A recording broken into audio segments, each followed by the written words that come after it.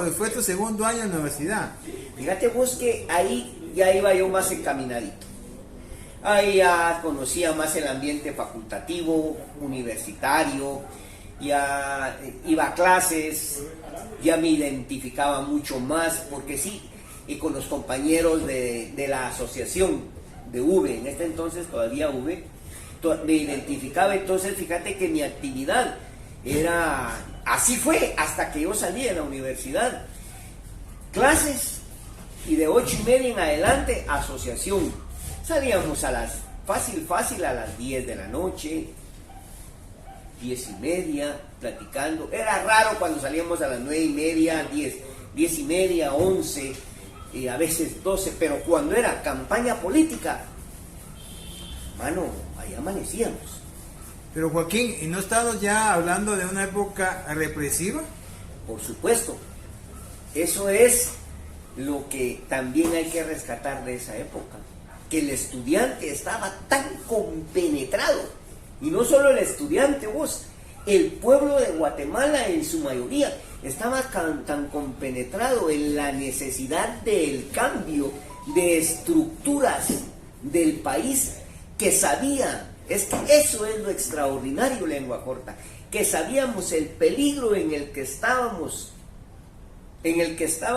realmente inmersos, y porque queríamos estar inmersos en ese peligro, pero no para que nos mataran, sino que definitivamente sabíamos que el luchar por un cambio de estructuras en Guatemala, algún riesgo tenía que correrse, y estábamos sabidos. Eso era lo importante, que no ibas a tontas y a ciegas, a ver, tocando puertas, a ver en dónde te van a abrir. No, sabía el estudiante, tanto el que participaba en la huelga de valores, tanto el que participaba en los grupos de teatro, tanto los Reyes Feos, tanto las veladas estudiantiles, los movimientos populares, sabíamos los movimientos sindicales, el campesinado, todo el mundo sabía, vos, eso era lo ideal. Sí, fíjate que el Nalga y Pantorrilla ganó solo 3 chabelas de oro. Hay otros que los felicito, de verdad, porque hacen su esfuerzo, que llevan 5, 6, 7 grupos de teatro que llevan chabelas de oro. Pero las que nosotros ganamos fue en la época de guerra, cuando la situación estaba al tope, mi hermano. Yo creo que solo porque San Ernesto de Higuera nos protegió, fue que a ese grupo no lo eliminaron, o al menos a los que se identificaban más como los que podían mover el grupo de teatro. Porque, mira, pues era una época de terror, pero de terror, así como lo estás oyendo. Pero la creatividad, el colgorio, la sátira y la irreverencia eran predominantes. Y hago la referencia con Farmacoco, cuando él era estudiante de la Facultad de Ciencias Químicas y Farmacias, tenía su grupo de teatro, y él dice que se esforzó mucho por llegar a tener una chabela en ese entonces, pero siempre, con la mejor obra que presentaba, siempre aparecía Nalga y Pantorrilla y le robaba la gloria. Sí, fíjate que Coco fue siempre, ¿qué te digo? Es una persona admirable, vos. El Coco es una persona admirable. Un re feo de mucho conocimiento. Es más, yo al día de hoy, respetando los distintos escenarios de la vida, no he escuchado un discurso tan bien elaborado como el de Coco. Un discurso que, fíjate que fue para el terremoto, hablaba con una calidad tal que con ese ganó su referato. Tenía una contundencia sin una sola mala palabra y decía todo y para todos y de todo. Eso era el Coco. Y con su grupo de teatro sí dio guerra, tenía guerra, pero mira vos, el Nalga y Pantorrilla no lo digo yo, lo dicen las personas que nos vieron y que nos han visto, que dejó la verdad de la línea de la frontera muy alta, que al día de hoy no ha habido un grupo de teatro que logre brincar, si yo te diría esa marca. ¿Te recuerdas de algunas obras de ese entonces? Lo que el tiempo nos dejó, El Paván, Cleopatra y Pueblo Antonio. ¿Cuánto tiempo se llevaba montar la obra y antes de montar la obra hacer el guión? A la gran puta voz. Fíjate que yo fui parte del grupo de escritura de Nagui Pantorrilla en las épocas duras de guerra, en la época chabelera.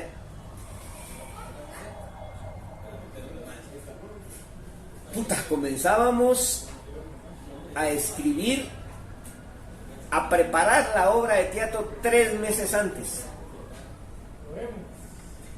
El primer mes para analizar, fijar, ver e investigar qué podía darse de acuerdo a la coyuntura. Ese era el primer mes partido en 2. Análisis de coyuntura para elección de obra. Y el resto, el mes y medio era, mira vos, de ensayos y ensayos. Ensayos de 8 a 11, 12 de la noche todos los días. Ya en los últimos 15 días, sábados y domingos, o solo sábado.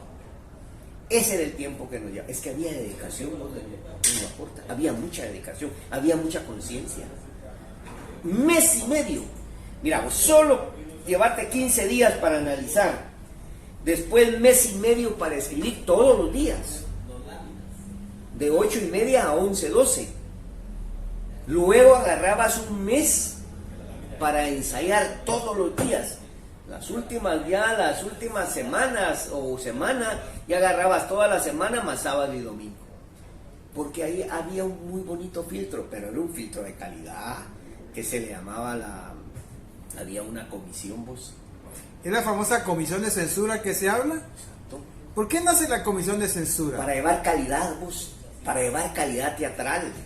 Ahí era el colador, para llevar calidad teatral a Lux. Y por eso era lengua corta que el Teatro Lux, con su galería, su palco y su luneta, de bote en bote, mi hermano. De bote en bote. La gente y estaba desde las 6 de la tarde haciendo fila para comprar su entrada. A las 7 que comenzaba la velada, 8 ya la cosa estaba abarrotada. Cuando hablamos de la velada, estamos hablando que no llegaba el público común, era ya un público más preparado. Por el costo de la entrada, porque si hacemos referencia al costo en ese momento, con el salario, no iba el común. Fíjate vos de que estaba galería. Claro, no había capacidad para tantos, pero sí era un precio módico para galería. Lo más carito era palco, me recuerdo que costaba creo que como 15 pesos. Ese era el público, era un público que llegaba a ver, pero había de todo. Había de todo. Luneta, por ejemplo, alcanzaba todavía a la gente. Es que mira vos, te soy honesto, lengua corta, era el amor que le tenían a los estudiantes. Me recuerdo que en un discurso de Oliverio, ahí me entrelazan algo donde dice una señora: que Dios los bendiga, estudiantes, por defender al pueblo. Ese era el sentir del pueblo y era lo compenetrado. Ahora, ¿qué putas? Este pueblo está dormido, este pueblo está medio muerto, este pueblo está mansado, este pueblo no quiere nada, este pueblo está feliz que le estén dando pija día y noche. Entre más lo pisan, más contentos están, no dicen ni mierda. En cambio, antes había un descontento y se manifestaba y venía ese agradecimiento. Pero volviendo al punto, pues fíjate vos que había de todo. Había de todo, claro, había en galería, había de todo, pues, ahí había, entraba, limitado por supuesto por el espacio. Palco sí era otra cosa, ¿verdad? Hay gente que sí llegaba a ver y le gustaba, es que le gustaba el teatro. Luneta estaba un poquito variado, pero oíme lo que te estoy diciendo, les gustaba el teatro lengua corta. Un teatro huelguero que a través de la sátira, es que eso es, a través de la sátira, de la jodedera, llevaba un mensaje como tal. Llevaba el mensaje de conciencia. Ese era el objetivo fundamental. Hacer esa mezcla que como cuesta. ¿Y la elección de Refeo era en el teatro o dónde se hacía? En el teatro al aire libre. En el teatro al aire libre, allá se caminaba de... A mí no me creas mucho porque no estuve muy metido en lo que es el refeato. Yo estuve más involucrado en lo que fue boletines, en lo que fue el teatro huelguero. Joaquín, hay dos cosas, dos términos bien claros en el estudiante universitario. Se habla de un movimiento estudiantil y un movimiento huelguero. Muchos participan en el movimiento huelguero, mas no en el estudiantil, y otros que lo hacen de las dos diferentes maneras. Pero muchos, y esa es una crítica que se hace, dicen, va, yo soy huelguero de corazón, pero es el movimiento huelguero. Y la U no solamente es la huelga. Tienes razón. Fíjate vos de que te estoy hablando de mi época, que quede claro, porque eso es lo que estamos viendo, ¿verdad? No quiero menospreciar a las demás generaciones de estudiantes y estudiantes huelgueros, no, porque ¿quién soy yo para ponerle el dedo a alguien si no tuve conocimiento de él? Pero te voy a hablar de mi época. En mi época existía el estudiante en su mayoría era huelguero, y en un porcentaje mínimo estaba el estudiante huelguero y el estudiante político, hablemosle, político huelguero. Ese era el que se manifestaba en muy poco porcentaje, fíjate vos. Eran muy pocos los que se dedicaban a escribir los boletines, las obras de teatro, los dientes. Ese era el estudiante político huelguero. Y habían otros que solo, como en el caso del Nalga. El caso del Nalga yo te puedo señalar, eran como 30, 40 compañeros en escena. Y de ahí te podría yo mencionar que políticos huelgueros, a la gran puta,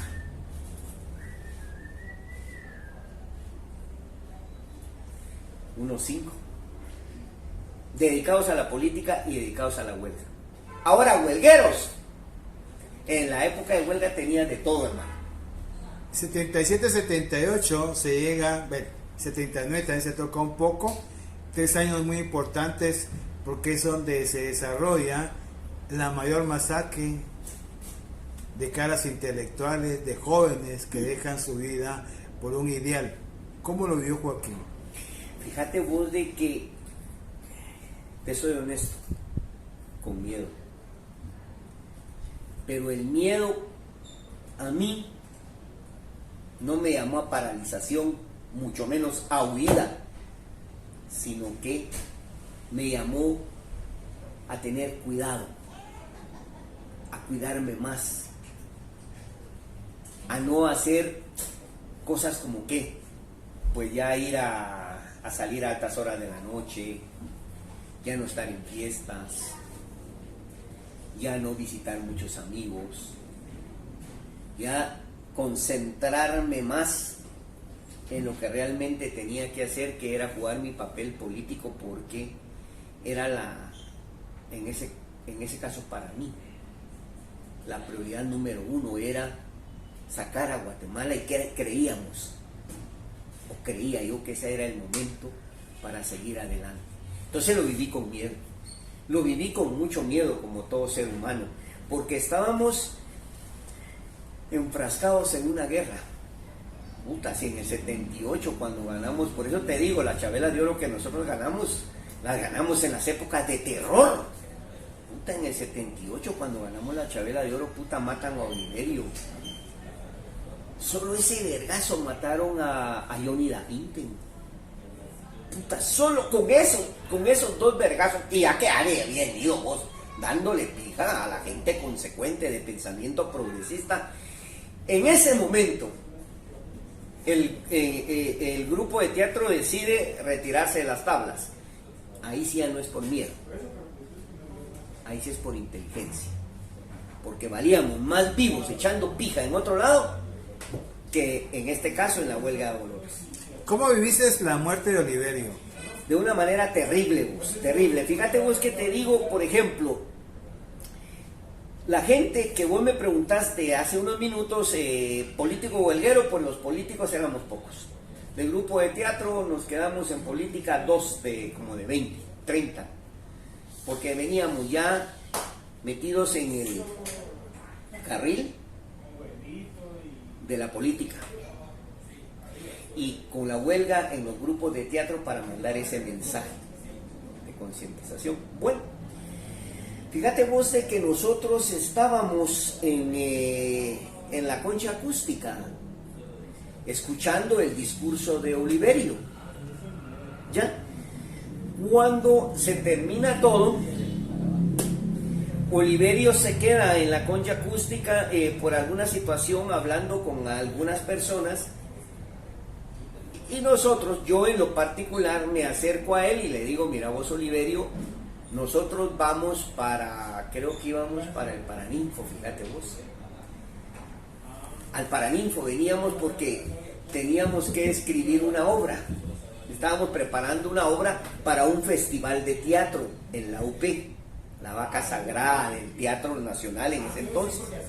Entonces me dijo Oliverio, no gracias vos, me dijo, yo me voy a ir al Portalito. Bueno, el Portalito estaba ahí cerca, pues, de la Concha para allá. Fíjate que si Oliverio me hace caso a mí, ahí me quedo con él y con otros 4. Éramos como 5 compañeros más los que veníamos en mi carro. Entonces dijo que no, muchacho, me voy para allá, voy a ir no me dijo voy al Portalito, tengo que ir a hacer. Bueno, entonces nos vemos. Puta, cuando de repente vos, yo fui a traer el carro con los cuates y oímos los vergazos. Dijimos, muchas esas mierdas no son cuetes. Esa mierda es, puta, ahí algo pasó. Entonces, empezamos a ver movimientos y lo que nosotros hicimos no fue ir a ver qué estaba pasando, porque consideramos en ese momento que no era prudente qué estaba pasando ahí, sino que lo que había que hacer era retirarse y averiguar qué había pasado en algún sector de la zona 1, cuando apuntamos. Nos dicen que habían asesinado a Oliverio. Es otra cosa que vos no lo creemos. Eso es como que en un segundo a vos te cambien de nombre, te cambien de personalidad, te cambien de familia, te cambien de padres. En un segundo. Vos no lo crees. Puta, mira, vos nos quedamos con los compañeros porque todos se asustaron, todos se ahuevaron. Otros definitivamente nos asustamos, nos entristecimos. Pero, sí, no creo que haya un solo compañero y compañera que no sea conmovido y asustado de lo que estaba pasando. Terrible, man.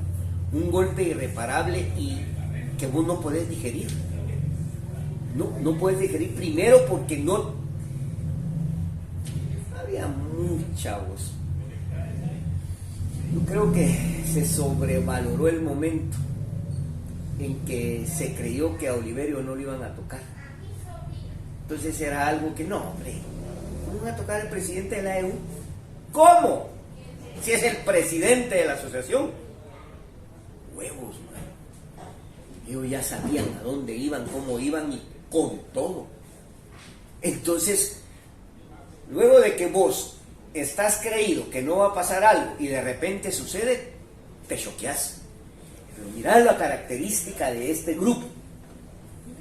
Estábamos preparándonos para concursar como te decía, en la UP, en un festival de teatro con la UP. Ahí llegaban solo los grupos, las vacas sagradas. Ahí no había más. Entonces, fíjate que ya nos habían aceptado e invitado. Sobre la marcha, cambiamos una escena. Esa era una cosa suicida, mano. Los compañeros la aceptaron. No sé si por conciencia o porque no dimensionaron el peligro al que nos estábamos metiendo. Fíjate que escenificamos el momento en que asesinan a Oliverio porque lograron capturar las placas de esos malditos Jeeps Toyota. Lograron capturar, entonces como nosotros estábamos preparando la obra y esa escena, nos dijeron, miren muchachos, estas son las placas de uno de los Jeeps, de uno de los carros que participó en el asesinato de Oliverio, y lo escenificamos y pusimos el número de placa. Es una denuncia puta a todas luces, vos. Así, de ese talante era el grupo de teatro. De esa compenetración de denuncia. Entonces se vivió de manera muy, para mí, de muchísimo dolor, una pérdida irreparable, pero ¿sabes qué? En varios compañeros, no te estoy hablando del grupo de teatro porque ahí fue donde se fueron y nos quedamos los que nos teníamos que quedar, porque veníamos desde hace años, pero es donde ahí entra aquello, que eso no puede suceder, esto no puede ser. No puede quedar impune la muerte de Oliverio y la de muchos compañeros, compañeras, y sigamos adelante.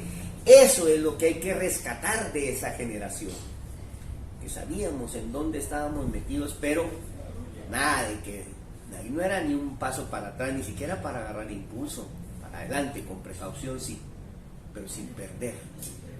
Y cuando se llevan a todas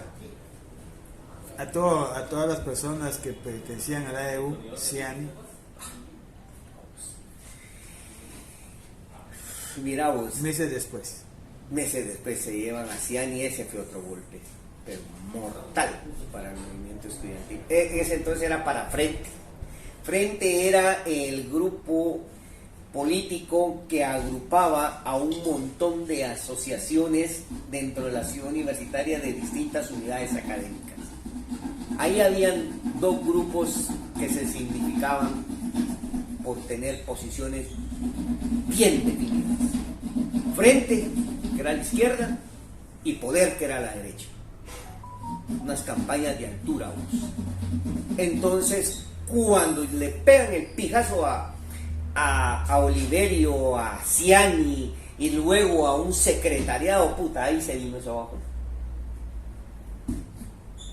Ahí se desmoronó lo que fue el movimiento estudiantil en ese entonces. Ya hubo necesidad de salir de la ciudad universitaria para trasladarnos a otros escenarios de lucha. Ya no era posible, pues. Compañeros que todavía se les dijo, señores, ya no se queden aquí, esta mierda ya es incontenible. Eso, mira vos, eso sí, cuando vos mirás que la situación es incontenible y que tocaron al máximo líder, después tocan a Ciani, después tocan a un secretariado, tocan a tanto intelecto dentro de la universidad, y hay un momento en que vos tenés que poner un alto, definitivamente, y a reflexionar y decir, no, este papel para mí ya no puede seguirse desempeñando dentro de la ciudad universitaria. Y campos de lucha, escenarios de lucha, había en otro montón de puta, departamentos, montañas, movimientos sindicales, movimientos populares. No era solo el movimiento estudiantil, se queda en lengua corta. Y de la Facultad de Ciencias Económicas le cuestan a 2 compañeros y una compañera, de un solo vergazo, habiéndoselo dicho. Allá no habíamos, ahí tenían ya una lista. Ya tenían focalizados a todo el mundo. ¿Cuál era la estrategia de ellos? ¿Por qué no ahorita, sino que después? ¿Y en qué momento? Inteligencia militar lo debe haber estudiado muy bien, que supo en qué momento dar y este golpe dentro del movimiento estudiantil, que a mí me consta. Fíjate que aguantamos, pero aguantamos. Aguantamos lo de Sabanita, lo que ya te dije, lo de muchos estudiantes, muchos catedráticos, la cuca, a la gata, el vergazo de Vitalino. Se aguantó, pero ya hay un momento en que vos tenés que ver si querés ser mártir o querés seguir luchando por la causa. De todos modos, donde estuvieras,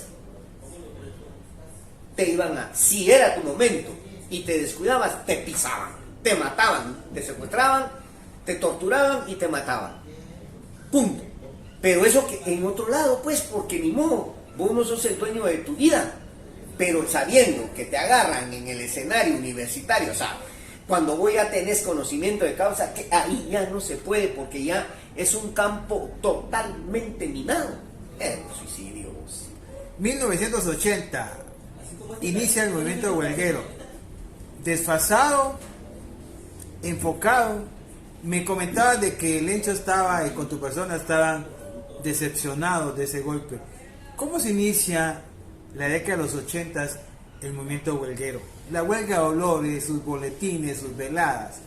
Fíjate vos de que te voy a hablar de mí, porque yo no soy la voz de todos los compañeros, pero para mí ahí comienza el declive. Ahí se viene la huelga de Dolores en un tobogán, hasta tocar fondo. Comencemos por lo que la gente mira mucho. En ese caso eran los boletines. Empiezan a caer de calidad. 82, 81 comienzan. El No Nos Tientes. Las veladas todavía, fíjate vos que tenían gente, pero ya eran en el teatro al aire libre, ¿verdad? Iban todavía. Pero nosotros, al menos yo y otro grupo de compañeros, ya empezábamos a ver ese bajón. Tal vez no de manera tan detenida como los huelgueros de corazón, que están dedicados solo a la huelga de Dolores. Yo soy un huelguero de corazón, pero en ese entonces mi atención en un alto porcentaje estaba en mi actividad política. La huelga ya no era mi prioridad, ya no podía estar en los dos frentes, no, imposible, ya no podía, pero sí, nunca me alejé, sino que siempre la seguíamos por medio de la prensa, a veces que llegaba a ver veladas. Yo decía, no, aquí hay algo malo, pero no puedes decir nada, pues, porque para deber de estar, pues tenés que conocer el fondo, tenés que estar metido en la jugada, y yo ya no estaba en la jugada 83. En esa época el Rey Feato nace un personaje, bueno, ya nacía, pero gana un Rey Feato y es el primer portador de la chavela, de la corona, Juan Luis Molinosa, el Cha de Irán. Luego viene Maquiavelo, Chichicase Picón, Pedro Culán, ¿verdad? Fueron los que se llevaron la década completa. Buenos todos. Yo he tenido la dicha de escucharlos a todos ellos. Buenos. El Cha de Irán, un gran discurso.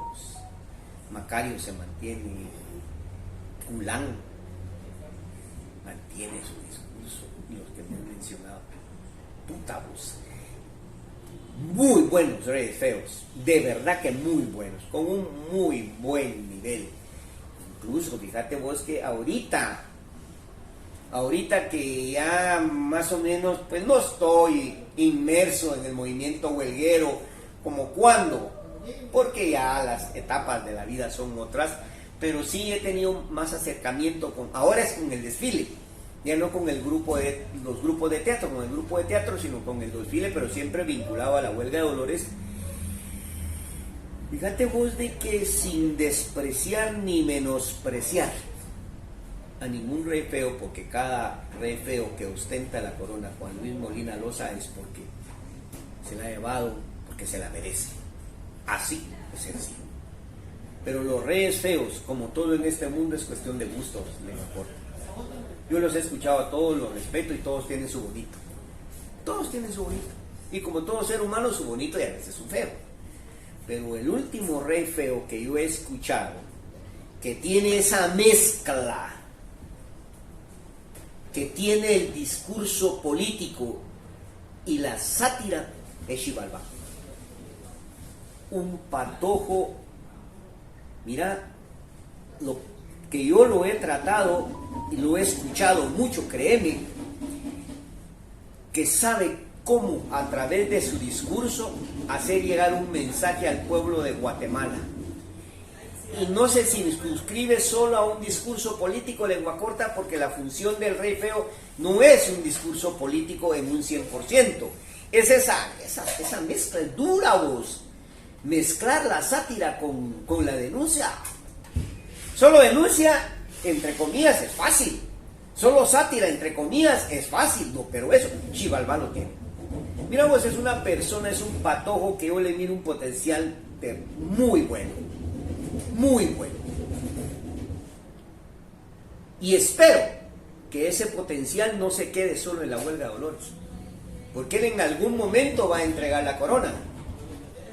Sino que yo, al decirte que veo un potencial en ese patojo, es porque sé que puede seguir proyectándose para rescatar el movimiento estudiantil, para llevar un mensaje de conciencia fuera de la universidad y ser un cuadro político, cuando realmente la política dentro de la universidad se maneje con altura, se maneje con posiciones ideológicas y no se maneje como se está manejando ahora, intereses económicos, intereses familiares. No, eso no es. Entonces él tiene ese potencial. Es una persona agradable, fíjate vos. Yo creo, vos, hombre, vos lo has visto, vos lo has tratado. Sencillo. Y sabe lo que dice y en qué momento lo dice. Fíjate vos que sus canciones de rap, puta, es que no es un rap cualquiera, pues, sino agarra el contexto y te manda el mensaje a través de la música. Y cuando no es música, lo hace con poema, como ganó ahora su Rey Feato. ¡Puta! Eso es lo que tiene que ser un Rey Feo. No voy a mencionar la unidad académica porque no me corresponde, pero fui a una unidad académica, la verdad, a ver la elección de un Rey Feo. A la puta letra. Mucho que decir de lo que debe significar un Rey Feo. Es que el Rey Feo es una figura que, al igual que el desfile, el pueblo de Guatemala busca mucho. Busca. Al Rey Feo lo identifica, le gusta seguirlo, le gusta verlo, le gusta estar ahí, como el desfile. Retrocediendo el tiempo, ¿cómo era el uso de la capucha 1974 y cómo era el uso de las famosas playeras de orden que hemos visto en las fotografías de Mauro Calanchina? Fíjate vos que en ese entonces, pues, se usaba y no se usaba la capucha. Te hablo de mi unidad académica, ciencias económicas. Fíjate que ahí, pues, yo comencé por el comité de orden. Yo sí comencé, puta, de abajitito, mi hermano. Después fui escalando hasta llegar a la Santa Hermandad de No Nos Tientes. Después te cuento, si querés, algo sobre las hermandades. Entonces, fíjate que nos daban, en primera instancia, en el primer viernes, pues éramos del comité de orden. ¿Y para qué? ¿Para qué servíamos y cuál era nuestra función? Los boletines, sin capucha, vestidos así como llegábamos, repartirlos, tirarlos, no venderlos. Y luego, pues, cuando llegaba ya el Viernes de Dolores, que habías tenido la participación continua en toda la época de la huelga, ya te merecías tu capucha y tu túnica. Ya te la merecías. Ahí te la das, puta. Ese era donde vos te sentías chichudo, vos, puta, ya habías alcanzado, puta, al Che con las manos abiertas y la gran puta. Ahí. Era un orgullo. Te estoy hablando de lo que yo sentí, lo que yo miraba en los compañeros. Puta, mucha mi capucha, que la gran puta. Y con tu sotana y toda mierda. Puta, vos decías, te sentías enorgullecido. Pero cuando ya, por ejemplo, los subhonorables, el subhonorable Económicas, que participaba en el desfile, en el espacio que nos daba, no usábamos capucha. Nunca la usamos, fíjate. No usábamos. La capucha era solo para el desfile. Solo para eso. para darle, como quien dice, o para darnos, pues, porque quién soy yo para decir que no, ese incentivo de que haya recuerdo de tu huelga de dolores. Pero después, ¿no? ¿Cómo recalaban fondos y cómo obtenían el licor que alegraba esto? Fíjate vos que el licor nos donaba la cervecería, le donaba licor al honorable. Es que era honorable, pues. Camiones de licor y camiones de barriles de cerveza. Entonces, el honorable lo distribuía por unidades académicas, en proporciones lógicas. Más estudiantes, más cerveza, más licor. Y los subhonorables, cuando yo llegué al subhonorable de económicas, te voy a ser honesto, nos quedamos con nuestra cuota de cerveza y de licor. Así es, nos quedamos con nuestra cuota como subhonorable. Pero puta, no eran 5 barriles, puta, no eran 7 cajas de guaro, ni huevo. Eso era para la gente. Bueno, muchachos, ustedes aquí son del subhonorable, aquí está su guaro, aquí está su cerveza, aquí está la declaratoria de huelga. En la declaratoria de huelga se lee el último boletín, los reyes feos que salían. Económicas tuvo poco reyes feos, no tuvo oportunidad de. Su fuerte era el teatro, en ese entonces. Ahí se iban. ¿Y cómo nos costeábamos? Porque fíjate que hay una cuota estudiantil, como ayer todo se hacía en orden en ese entonces, pues. Y no es que yo quiera desarrollar una lucha generacional entre lo de ayer y lo de hoy, pero tengo que decir lo que llamaba a orden en ese entonces. Elecciones como debían de darse. Nosotros cuando perdimos el poder con UDE, después de tenerlo muchos años, se lo entregamos al MIUN. Después vino la alianza UDE-Praxis, lo ganamos. Rectoría nos pasaba la cuota estudiantil, nos le daban a la asociación le daba una cantidad de plata al subhonorable para grupo de teatro, para desfile. Punto. Siempre entregamos cuentas y siempre dijimos, mucha sobró a los cuates de la asociación, mucha, fíjense que sobraron 100 pesos en aquel entonces y nos agarramos así, 50 pesos porque nos lo chupamos. Si hay necesidad de impulsarlo, lo hacemos. Pero nunca que puta, que deme una factura de 10 porque esto costó 3. Ni huevo, no, hombre, no. Siempre se manejó así, con mucho orden, con mucha honradez. Y luego tampoco te voy a decir que no lo hicimos. Se empezó como en el 76, tal vez 77, se comenzó ya a cobrar 5 centavos para la entrada a los edificios. Si querías entrar al edificio, en ese entonces era el edificio E, el central, el edificio G y el edificio S8 que estaba hasta abajo. Entonces, 5 ley. Pero ahí es donde entra el criterio político. ¿Y qué queremos del estudiante para que quiera la huelga de dolores? De vos que hicimos una reflexión una noche. ¡Qué puta! Que había gente que llegaba con 10 centavos entre la bolsa, lengua corta. 5 de ida y 5 de regreso. ¡A puta! ¿Y cómo no? El subhonorable que de a huevo a quitarle sus 5 pesos, ¿con qué, sus 5 leyes? ¿Con qué derecho? Se discutió y no hubo mayor discusión.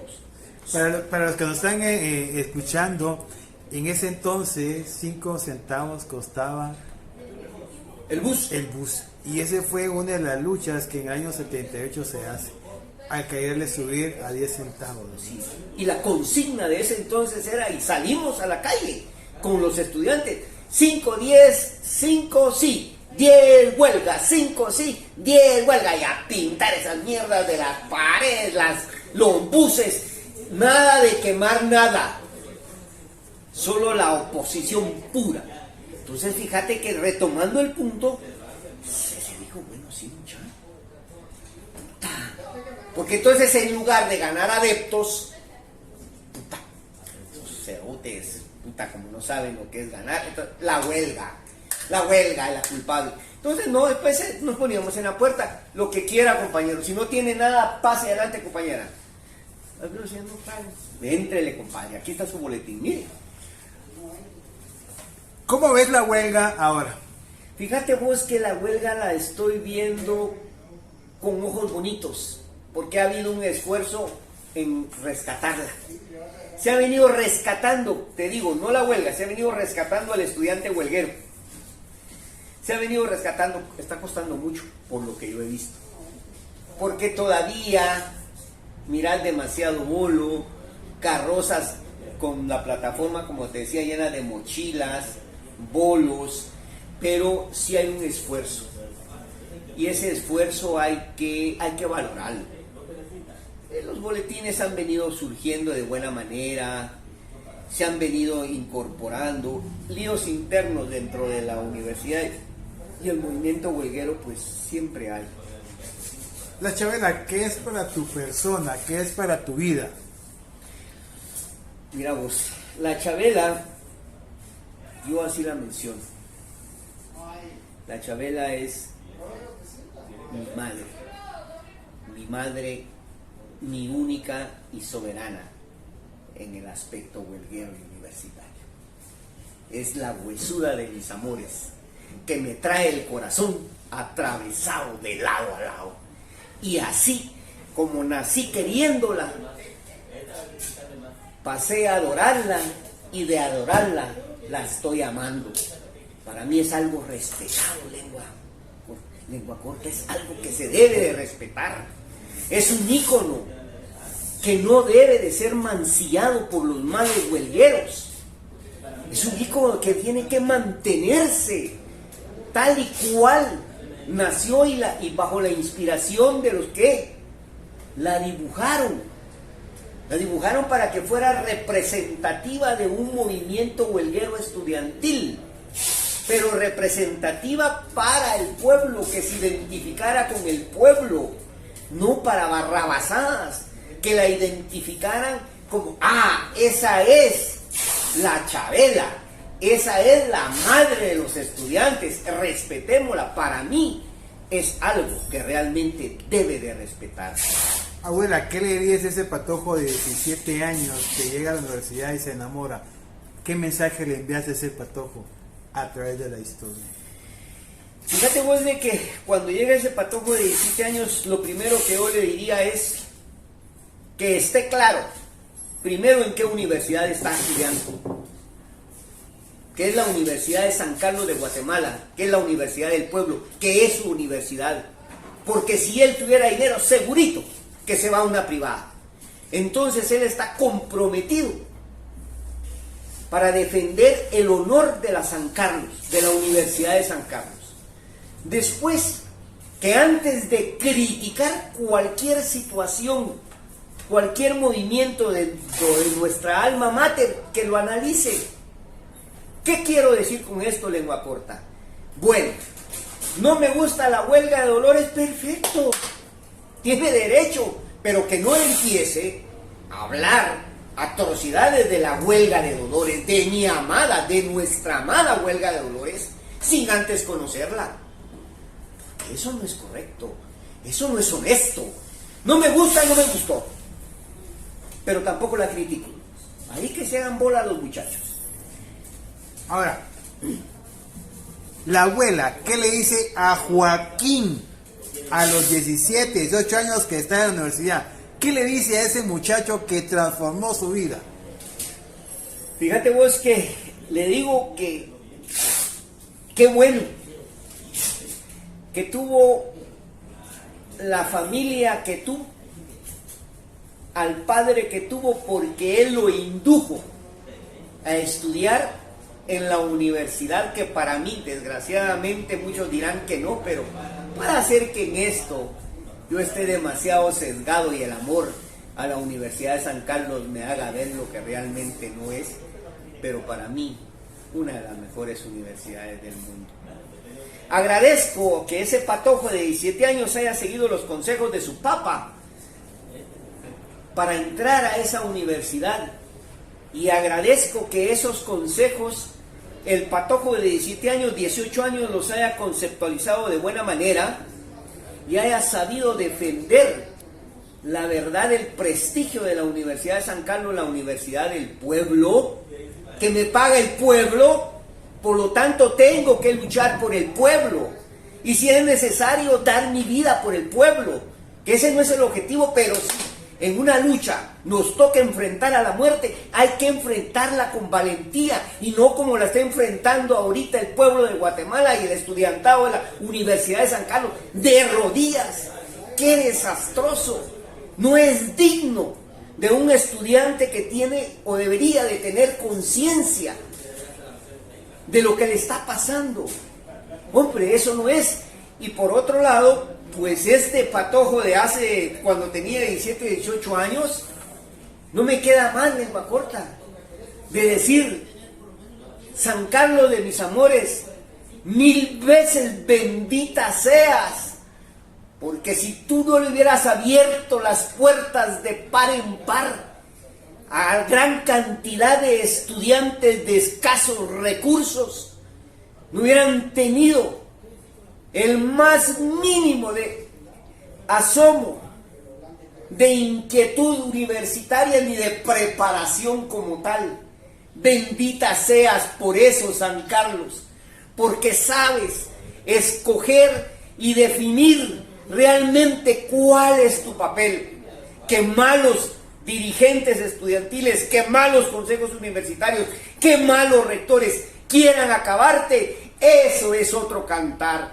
Pero tú, Universidad de San Carlos, como institución, eres lo que eres, vales lo que vales y no tienes valor para ninguno de esas lacras, pero para el pueblo, para el estudiante consciente, realmente no tienes precio, San Carlos. Eres única, eres linda entre las lindas, eres bella entre las bellas y espero que más temprano que nunca todos los estudiantes de estas generaciones y de las que vengan sepan rescatarte de las manos del fango donde la tienen sumergida. Eso es lo que yo le diría al patojo de 17 años.